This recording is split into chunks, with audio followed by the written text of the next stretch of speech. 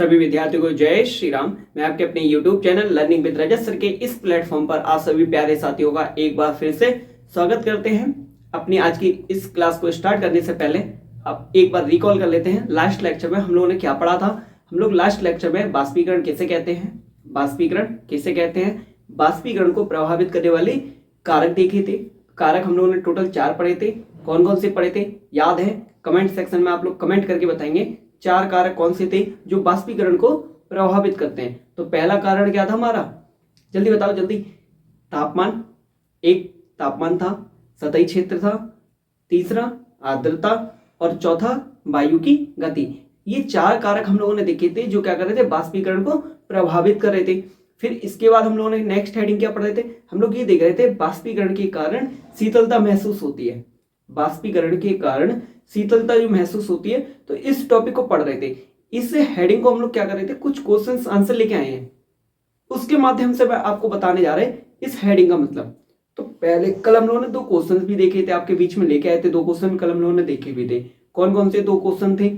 एक तो हमने आपको ये बताया था गर्मियों में हमें किस तरह के कपड़े पहनने चाहिए, गर्मियों में हमें किस तरह के कपड़े पहनने चाहिए, कल मैंने आपको बताया था। अब आप सभी को क्लियर हो गया होगा गर्मी में हमें कैसे सूती वस्त्र पहनने चाहिए। कैसे वस्त्र पहनने चाहिए? सूती वस्त्र पहनने चाहिए। इसका कारण क्या था, कल हम लोगों ने लॉजिक भी समझा था। क्या इसके पीछे का कारण था, क्यों हमें सूती वस्त्र पहनने चाहिए? हल्के होते हैं इसलिए, हवा चली जाती है आर पार इसलिए नहीं, इसका पीछे हम लोग कल अच्छे से लॉजिक पढ़ के आ चुके हैं। अब जिस बच्चे ने नहीं कल की क्लास नहीं देखी है, तो कल की क्लास पहले आप देख लेंगे तो आपको समझ में आ जाएगा क्यों हमें सूती वस्त्र पहनने चाहिए। एक तो क्वेश्चन ये किया था धमाकेदार। दूसरा क्वेश्चन कल क्या था, एसीटोन। एसीटोन क्या होता है? एसीटोन क्या होता है कल बताया था। क्या होता है, जो हमारी नेल पॉलिश, जो पापा की परियां या जो भी बहनें नेल पॉलिश लगाती हैं, क्या करती हैं, नेल पॉलिश लगाती हैं, उन्हें रिमूव करने के लिए क्या करते हैं, एक लिक्विड का इस्तेमाल करते हैं जिसका नाम ही क्या था, एसीटोन। ठीक है ना। नेल पॉलिश जो हम लोग करते हैं उससे रिमूव करने के लिए जो द्रव का इस्तेमाल किया जाता है उसे क्या बोलते हैं, एसीटोन। एसीटोन, इत्र या पेट्रोल।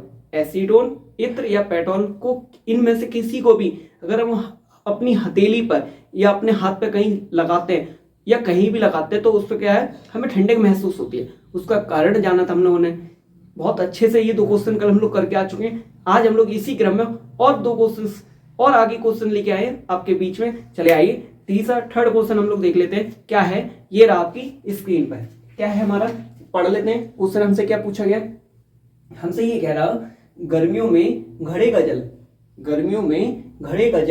ठंडा क्यों होता है। गर्मियों में घड़े का जल ठंडा क्यों होता है? आपने देखा होगा मैक्सिमम जगह पे अभी भी मैक्सिमम तो फ्रिज चल रही है हर जगह, हर घर में, हर ऑफिस में आजकल मैक्सिमम जगह हर जगह मिनी फ्रिज और कई प्रकार कई वैरायटी के फ्रिज आप देखते होंगे। फ्रिज में से ठंडा पानी आसानी से अवेलेबल हो जाता, कुछ नहीं करना पड़ता। लेकिन फ्रिज से पहले क्या सिस्टम था, जब फ्रिज नहीं हुआ करती थी या फ्रिज महंगी थी शुरुआत में, नया नया दौर चला था तो हर किसी के पास तो फ्रिज नहीं थी। आज भी कई ऐसे घर है मैक्सिमम जहां आज भी फ्रिज अवेलेबल नहीं है, वहां क्या ठंडा पानी नहीं पिया जाता, ठंडा पानी पिया जाता।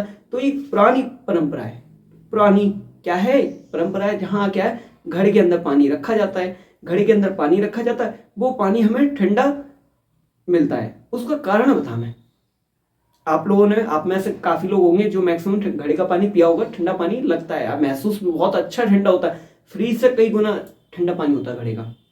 कारण क्या है, ये कारण हमें आज जानना। आज के इस क्लास में हम लोग ये देखेंगे कि गर्मियों में हम क्या करते हैं, घड़े के अंदर जो जल भर के रख देते, पानी भर के रख देते, वो ठंडा क्यों हो जाता है। आज हम लोग इसके पीछे की साइंस को जानेंगे। कोई बताएगा? आप में से किसी ने पढ़ रखा है क्या पहले? अगर पढ़ रखा है तो जरूर आप आंसर बताएंगे, नहीं तो हम लोग पढ़ने वाले हैं। चलिए आइए पढ़ लेते क्या है इसका। हमसे ये कह रहा है गर्मियों में घड़े का जल बाष्पीकरण की प्रक्रिया के कारण ठंडा हो जाता है।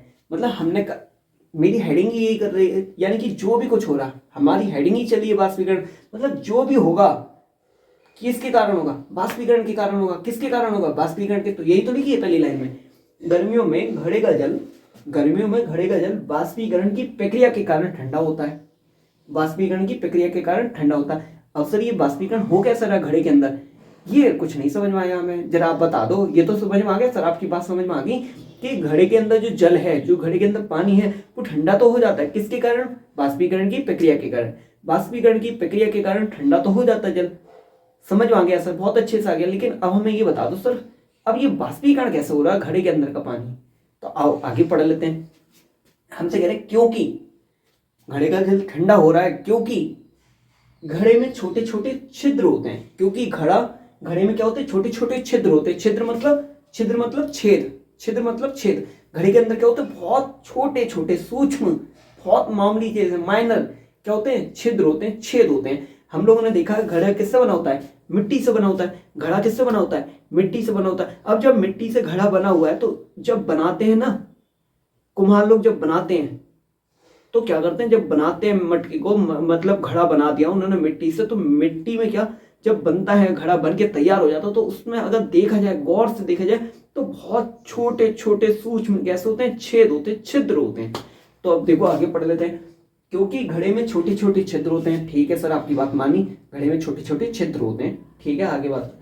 प्लास्टिक या स्टील की बाल्टी या किसी बर्तन में छेद नहीं होता है। मतलब बाजार से आप खरीद के लेके आएंगे स्टील का कोई बर्तन या प्लास्टिक का कोई बर्तन आप खरीद के लेके आएंगे, उसमें छिद्र नहीं होता। लेकिन ये मिट्टी का घड़ा है ना, मिट्टी के घड़े में आपको छोटे छोटे छिद्र मिलेंगे, छोटे छोटे छिद्र मिलेंगे, जो आप अपनी आंखों से शायद ना देख पाओ। बहुत छोटे छोटे छिद्र होते हैं घड़े में, छोटे छोटे छिद्र होते हैं, छोटे छोटे छेद होते हैं, जिनसे पानी रिस कर बाहर आता है। ठीक है सर, आपने हमें बताया कि घड़े के अंदर जो पानी है वो ठंडा क्यों होता है? सर घड़े के अंदर जो पानी है वो ठंडा इसलिए होता है क्योंकि इसमें बाष्पीकरण की प्रक्रिया होती है। बाष्पीकरण की प्रक्रिया के कारण घड़े के अंदर का पानी क्या होता है? ठंडा होता है। सर अब बाष्पीकरण की प्रक्रिया समझाओ। तो हमने पढ़ा, पहली लाइन में क्या पढ़ा कि घड़ा जो मिट्टी का बना होता है, घड़ा जो मिट्टी का होता है उसमें छोटे छोटे क्या होते हैं? छिद्र होते हैं। छोटे छोटे क्या होते हैं? छिद्र होते हैं। अब घड़े के अंदर पानी भरा हुआ है, घड़े के अंदर पानी भरा हुआ, तो जो अंदर छिद्र है वो, अब घड़े के बाहर तो छिद्र है, घड़े में क्या है? छोटे छोटे छिद्र है। अब घड़े के अंदर जो पानी भरा हुआ है वो क्या हो रहा है? रिस के बाहर आ रहा है। रिस के क्या हो रहा है? उन छेदों के माध्यम से, उन छेदों से क्या हो रहा है? बाहर की ओर आ रहा है। तो ये तो लिखा हो, जिनसे पानी रिस कर बाहर आता है। मतलब जो छोटे छोटे छेद है, जो छोटे छोटे छिद्र है, उसमें से पानी रिस के बाहर आ रहा है। क्योंकि घड़े के अंदर है पानी, तो वो रिस के क्या आ रहा है? बाहर आ रहा है और बाष्प बनकर उड़ जा रहा है।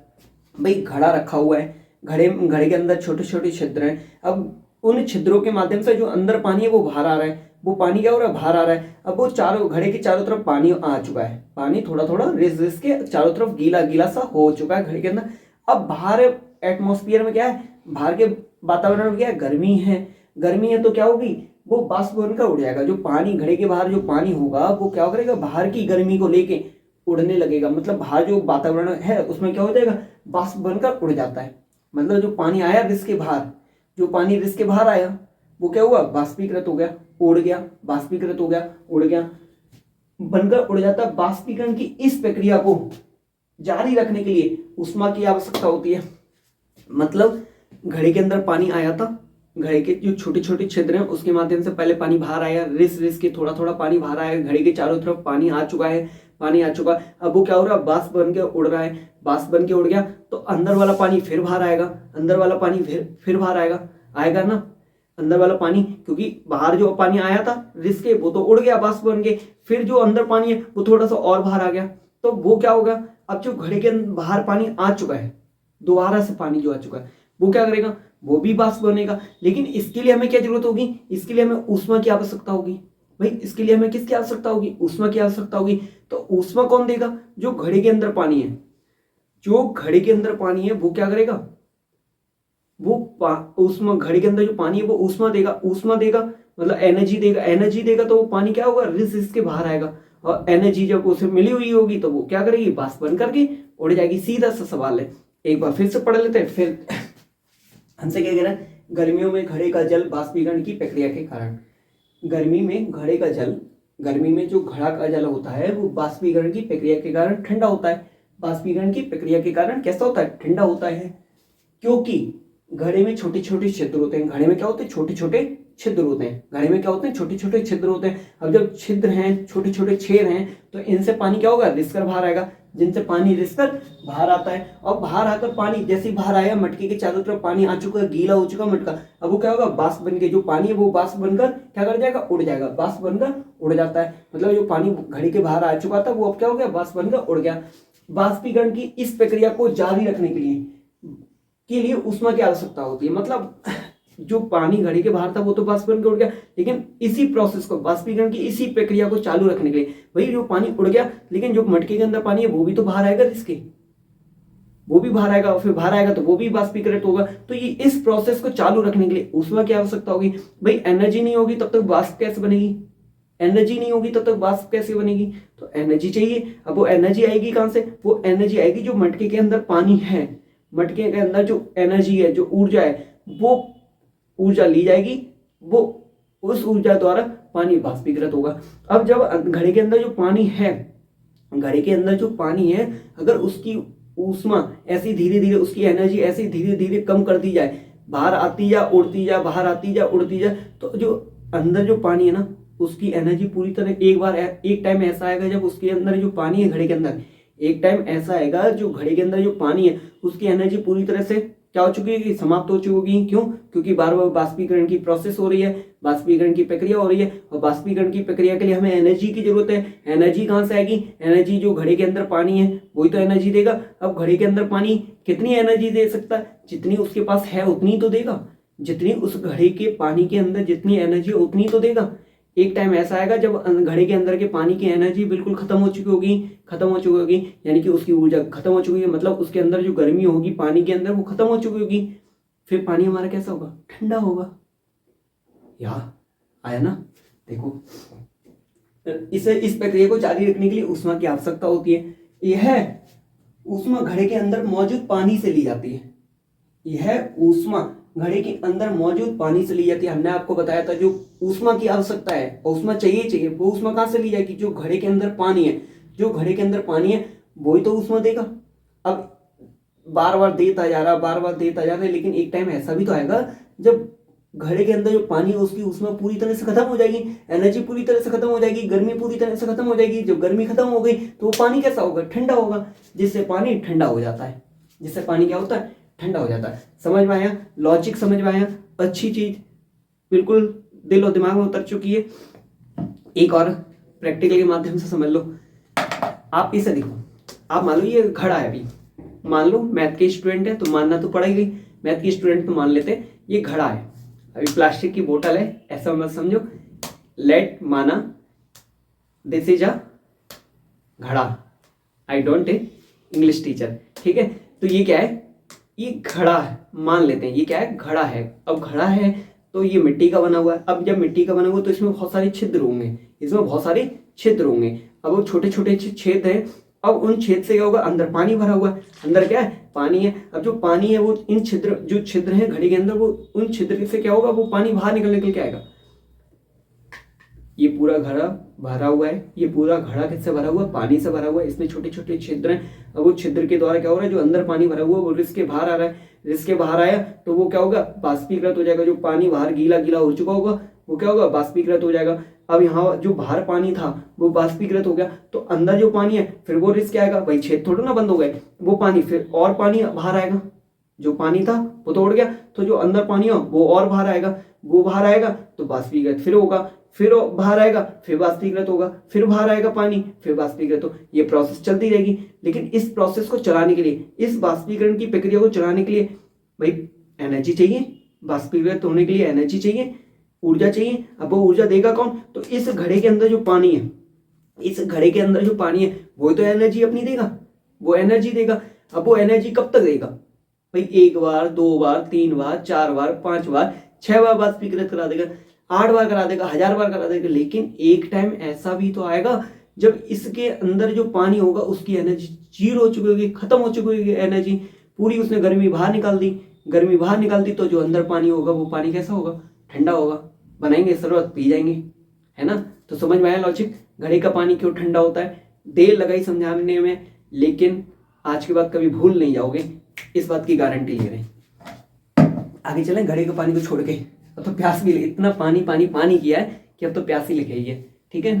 चल अभी पढ़ा लेते हैं, उसके बाद पानी पीते हैं। तो नेक्स्ट क्वेश्चन क्या है, समझ में आ गया? अच्छे से लिखेंगे पेपर में, कोई डाउट किसी भी प्रकार का, कोई डाउट नहीं है ना? चले मूव करें नेक्स्ट क्वेश्चन पे। ठीक है, ये रहा आपका नेक्स्ट क्वेश्चन। हमसे क्या कह रहा है? कफ की अपेक्षा, कफ वो पीने वाला, कफ की अपेक्षा प्लेट से हम गर्म दूध या चाय जल्दी क्यों पी लेते हैं? कफ की अपेक्षा प्लेट से हम गर्म दूध या चाय जल्दी क्यों पी लेते हैं? हमें ये बताना है भाई, कफ से हम चाय पी रहे हैं, टाइम लग रहा है, गर्म दूध है या चाय है? दूध तो पीते नहीं आप लोग, चाय वाले हो सब, तो गर्म चाय को हम लोग, गर्म दूध है, दूध हटा दो, चाय की रखो, हम लोग चाय वाले हैं तो चाय हम लोग कप में पी रहे हैं तो टाइम ज़्यादा लग रहा है, प्लेट में पी रहे हैं तो आसानी से पी ले रहे हैं। कारण क्या है?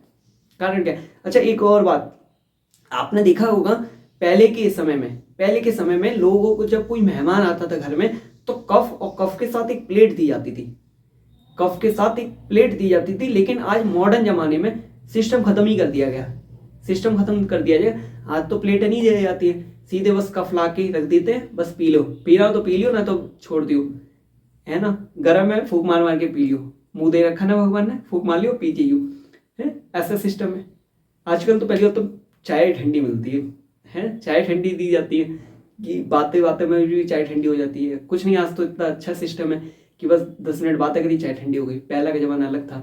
पहले क्या होता था, कफ के अंदर जो चाय होती थी, मतलब कफ के अंदर जो चाय होती थी उसके साथ एक प्लेट भी दी जाती थी। अब ऐसा नहीं खाली कप दे दिया गया, इतने भी नालायक नहीं थे पुराने, बहुत अच्छे लोग थे। अब तो आजकल की अलग ही सिस्टम। तो कफ के साथ प्लेट नीचे रख के दी जाती थी, मतलब जिस इंसान को पीना होता था गर्म चाय है तो वो प्लेट में पलट के सुड़क लेता था, पी जाता था। तो कारण हमें बताना है कि कफ की अपेक्षा प्लेट से पीना क्यों आसान होता था गर्म चीजों को, गर्म दूध हो, गर्म चाय हो, गर्म कोल्ड ड्रिंक हो। गर्म कोल्ड ड्रिंक पी है तुम? नालायक हो, तुमने पी भी होगी। तो क्या कारण है कि हम गर्म दूध, गर्म पानी, गर्म चाय सब चीज प्लेट में आसानी से पी लेते हैं और कफ में टाइम लगता है? तो इसका आंसर आप सब लोग दे लेंगे, हमें पूरा विश्वास है, क्योंकि हम लोग पढ़ के आ चुके हैं, बाष्पीकरण को बहुत अच्छे से पढ़ा है। तो यहाँ पे किसी भी प्रकार का किसी भी स्टूडेंट को डाउट नहीं होगा। 1 मिनट वीडियो को पॉज करें और इसका आंसर खुद से लिखने की कोशिश करें। नहीं कोशिश कर सकते तो आप सोच के देखो क्या हो सकता है, इसका आंसर क्या हो सकता है, क्या कारण है कि कफ में हम टाइम लगा रहे हैं गर्म चाय पीने को और प्लेट में पलट रहे हैं और तुरंत पी ले रहे हैं? कारण क्या है? चलो आप वीडियो आप एक बार सोच के देख लो, नहीं आ रहा तो फिर मैं खड़ा हूं, आ जाओ देख लेते हैं क्या लिखा है। कफ की अपेक्षा प्लेट से हम गर्म दूध या चाय पी लेते हैं। कफ की अपेक्षा प्लेट से हम गर्म दूध या चाय को जल्दी पी लेते हैं। गर्म दूध या चाय को जल्दी पी लेते हैं क्योंकि प्लेट का सतही क्षेत्र मतलब सरफेस एरिया, प्लेट का सरफेस एरिया कफ की अपेक्षा अधिक होता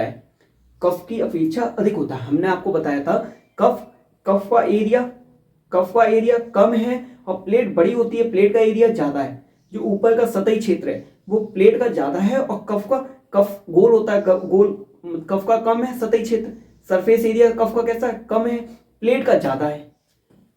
ये बात समझ में, क्योंकि प्लेट का सतही क्षेत्र कफ की अपेक्षा अधिक होता है, कफ से ज्यादा होता है, किसका? प्लेट का। जिस कारण क्या होता है, जिस कारण बाष्पीकरण तेजी से होता है। भाई हमने चाय कफ में एक पास में ले रखी है, एक हाथ में ले रखी है कफ में चाय, एक हाथ में प्लेट में ले रखी है। अब कफ का जो है उसका सतही क्षेत्र कम है तो ऊपर से ठंडी कम होगी, बाष्पीकरण कम होगा। प्लेट का सतही क्षेत्र ज्यादा है तो बाष्पीकरण ज्यादा होगा, कफ का सतही क्षेत्र कम है तो बाष्पीकरण कम, प्लेट का सतही क्षेत्र ज्यादा है तो बाष्पीकरण भी ज्यादा होगा, बाष्पीकरण ज्यादा होगा तो हमारी चाय जल्दी ठंडी होगी।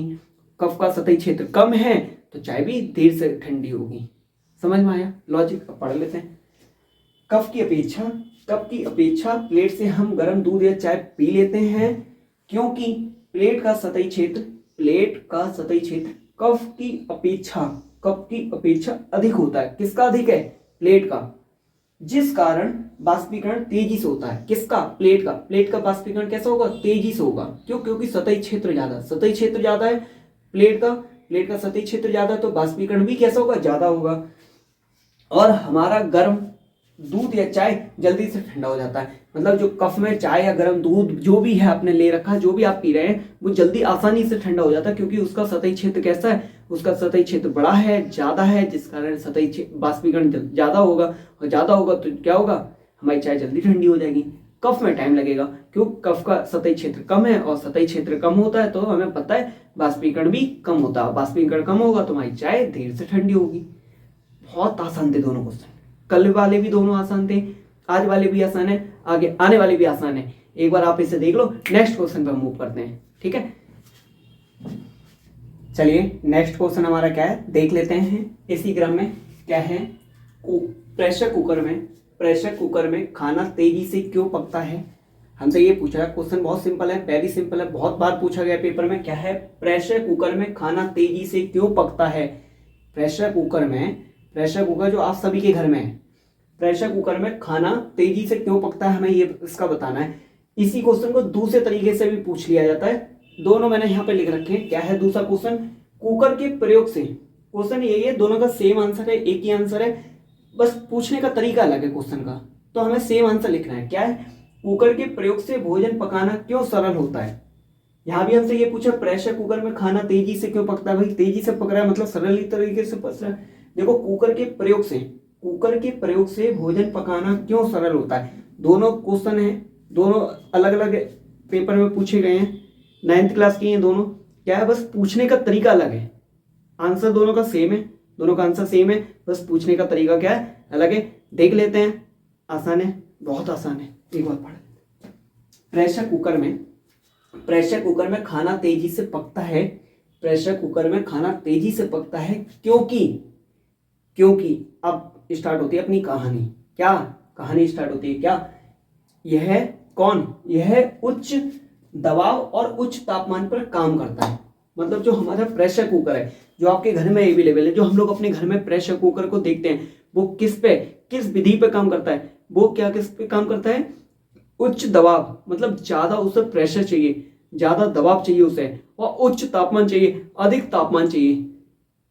अगर ये दो काम हो रहे हैं तो कुकर में हर एक चीज आसानी से पक जाती है। कुकर हमारा किस विधि पर काम करता है? अगर आपसे कोई पूछ ले, आपकी मम्मी, आपके पापा, आपके भाई बहन, आपके मौसा मौसी, कोई भी पूछ ले, हलाना फलाना ढिकाना, कोई भी आपसे पूछ ले कुकर किस विधि पे काम करता है, तो बताना उच्च दबाव पर और उच्च तापमान पर। यानी कि कुकर को दो चीजें चाहिए और दोनों हाई में चाहिए। प्रेशर ज्यादा चाहिए, तापमान ज्यादा चाहिए। प्रेशर और टेम्परेचर दोनों हाई चाहिए। High temperature high pressure, high temperature high pressure होगा तो कुकर में खाना बनाना आसान हो जाता है। कुकर हमारा इसी विधि पर काम करता है। कुकर को क्या चाहिए? हाई प्रेशर हाई टेम्परेचर, उच्च दबाव उच्च तापमान चाहिए है कुकर को। कुकर का सीधा सा सिंपल सा मेथड है, हाई टेम्परेचर हाई प्रेशर। तो समझ में आया कुकर किस विधि पर काम करता है? उच्च दबाव पर उच्च तापमान पर। तो यही लिखा हुआ है, प्रेशर कुकर में खाना तेजी से पकता है। प्रेशर कुकर में खाना तेजी से पकता है क्योंकि यह उच्च दबाव और उच्च तापमान पर काम करता है। मतलब उच्च दबाव होना चाहिए, उच्च प्रेशर होना चाहिए और उच्च तापमान होना चाहिए, मतलब हाई टेम्परेचर होना चाहिए। इसमें हमारा कौन काम करता है? कुकर काम करता है। अर्थात, अब इसका मतलब समझो, अर्थात खाना पकाने के दौरान, हम खाना पका रहे हैं उसके दौरान, खाना पकाने के दौरान बनने वाली भाप, आपने कुकर के अंदर कुछ भी रखा पकाने के लिए, आपने कुकर के अंदर कुछ भी रखा पकाने के लिए, चावल आलू कुछ भी रखा आपने, उसे पकाने के दौरान उसमें बनने वाली भाप इसमें से बाहर नहीं निकल पाती है। भाई आपने ऊपर से क्या लगा रखा? उसका ढक्कन लगा रखा है। अब ढक्कन लगाने से क्या होगा? लिड, ढक्कन लगाने से क्या होगा? अब वो गैस जो अंदर भाप बन रही है, जो कुकर के अंदर भाप बन रही है, वो बाहर आ नहीं पा रही है। हमने पहले क्या पढ़ा? जो हमारा प्रेशर कुकर है वो किस पर वर्क करता है? वो हाई प्रेशर और हाई टेम्परेचर पर काम करता है। हाई प्रेशर हाई टेम्परेचर पर काम करता है। साथ ही साथ में इसका मतलब क्या हुआ? खाना पकाने के दौरान, अब खाना पकाने के, हमने कुकर के अंदर कुछ पका रहे हैं, उस दौरान क्या हो रही है? जो कुकर के अंदर भाप बन रही है, जो कुकर के अंदर भाप बन रही है वो बाहर नहीं निकल पा रही है। कुकर के अंदर जो भाप बन रही है वो बाहर नहीं निकल पा रही है, और अधिक तापमान के कारण, तापमान तो आप नीचे से दिए जा रहे हैं, टेम्परेचर बढ़ाए जा रहे हैं, टेम्परेचर बढ़ाए जा रहे हैं, और अधिक तापमान के कारण अब टेम्परेचर कैसा हो गया, बहुत अधिक हो गया। अधिक तापमान के कारण जैसे जैसे पानी का क्वथनांक बढ़ता है, जैसे जैसे पानी का क्वथनांक बढ़ता है, भाई आपने कुकर में मान लो आलू रखे, पकाने के लिए आलू रखे, आलू को पकाना है, आपको आलू को उबालना है, आपने क्या किया, आलू रखा, आलू के साथ उसमें पानी डाला होगा, ऑफकोर्स है, कॉमन सेंस वाली बात है ना, आपने पानी तो रखा ही होगा। ऐसा मत करना बिना पानी के रख दो, ठीक है, कह रहे देखे कैसे भाप बनती है, कैसे खाना बनाना आसान होता है, ऐसे बेवकूफ़ी मत करना, ठीक है। कुकर बहुत खतरनाक चीज़ है, वेरी वेरी डेंजरस, बहुत डेंजरस है, ठीक है। तो इसका केयरफुली इस्तेमाल करना चाहिए। होम साइंस में पढ़ाया जाता है आपको किस तरीके से हमें कुकर का प्रयोग करना चाहिए, क्या क्या सावधानियां बरतनी चाहिए। अगर आप जब होम साइंस पढ़ेंगे तब आपको ये सारी चीज़ें पढ़ाई जाएंगी कि कैसे कैसे हमें कुकर का प्रयोग करना चाहिए, ठीक है। लेकिन हमारा होम साइंस सब्जेक्ट नहीं है, साइंस है केवल, होम वाला हटा दो, हमारा जो बचता है साइंस वो मेरा है। मैं आपको बता रहा, प्रेशर कुकर को जब भी इस्तेमाल करें केयरफुली करें, सावधानी पूर्वक करें और ध्यान रखते हुए करें, ठीक है। इस बात का ध्यान रखेंगे, बहुत बड़ी बड़ी घटनाएं हो जाती हैं। हमारा टॉपिक क्या था, हम उसे समझ लेते हैं। हमारा जो प्रेशर कुकर है, जो हमारा प्रेशर कुकर है वो किस विधि पर काम करता है। उस कुकर प्रेशर को हाई प्रेशर चाहिए। कुकर में देखो, कुकर प्रेशर आ रहा है ना, प्रेशर कुकर, प्रेशर समझ आ रहा है, प्रेशर नाम ही आ रहा है, कुकर के नाम में ही है प्रेशर कुकर, मतलब दबाव वाला। तो उच्च दबाव चाहिए, उच्च तापमान चाहिए, दोनों चीजें कैसी चाहिए, high, high temperature, high pressure चाहिए। अब हमने खाना पकाने के दौरान मतलब आलू को पका रहे हैं, आलू को पकाने के दौरान हमने पानी उसके अंदर जो भर रखा, नीचे से टेम्परेचर दे रहे। अब नीचे से धीरे धीरे टेम्परेचर तो लगातार दे रहे, अब धीरे धीरे कुकर के अंदर का पानी गर्म हो रहा है, धीरे धीरे पानी गर्म हो रहा है, भाप बन रही है, भाप बन रही है। अब वो भाप क्या हो रही है कुकर के अंदर, बाहर तो आ नहीं पा रही है, वो भाप अंदर ही बन रही है। धीरे धीरे अधिक तापमान, अब तापमान तो अधिक होता चला जा रहा है, भाई पानी तो वही है, तापमान बढ़ता जा रहा, धीरे धीरे क्वथनांक पानी का क्या हो रहा है, बहुत हाई हो जा रहा है। पानी का क्वथनांक क्या हो रहा है, पानी का क्वथनांक बढ़ता जा रहा है, वैसे वैसे कुकर के अंदर का दबाव भी बढ़ता जा रहा है। जैसे जैसे क्वथनांक बढ़ रहा है, जैसे जैसे पानी बढ़ रहा है, पानी जैसे जैसे गर्म होता जा रहा है, जैसे जैसे पानी गर्म होता जा रहा है, जैसे जैसे पानी गर्म होता जा रहा है, जितना ज्यादा पानी गर्म हो रहा है उतना अंदर ज्यादा प्रेशर बन रहा है। भाई पानी जितना ज्यादा खौलेगा, पानी जितना ज्यादा उबलेगा, जितना पानी उबल रहा है, जितनी ज्यादा अंदर नीचे से टेम्परेचर मिल रहा है उतनी अंदर भाप और बन रही है। भाई हाई टेम्परेचर, नीचे से हाई टेम्परेचर हो रहा है क्योंकि पानी एक अपनी अंतिम सीमा तक पहुंच गया, 100 डिग्री सेल्सियस तक पहुंच गया, पानी 100 डिग्री सेल्सियस पर उबल रहा है। अब जब हाई टेम्परेचर है और अंदर भी हाई प्रेशर है, क्यों, क्योंकि पानी जब उबल रहा है तो अंदर क्या हो रही है, भाप बन रही है, और भाप बन रही है मतलब हाई प्रेशर लग रहा है।